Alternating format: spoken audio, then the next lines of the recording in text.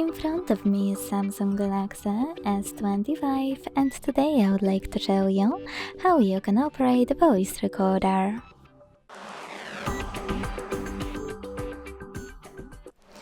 Begin by opening Recorder app and tapping on Allow in all pop-ups.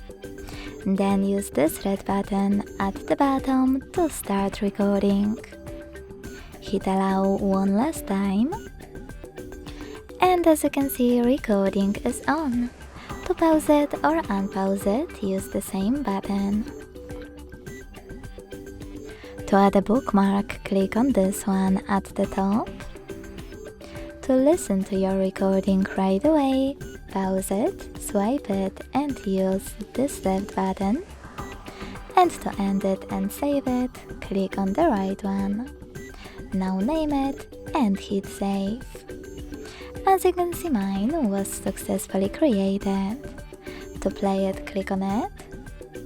To manage it, use all of those options or go back, hold it and use all of those, like for example, delete. Thanks so much for watching. If you enjoyed this video, don't forget to leave a like, comment and subscribe. Bye!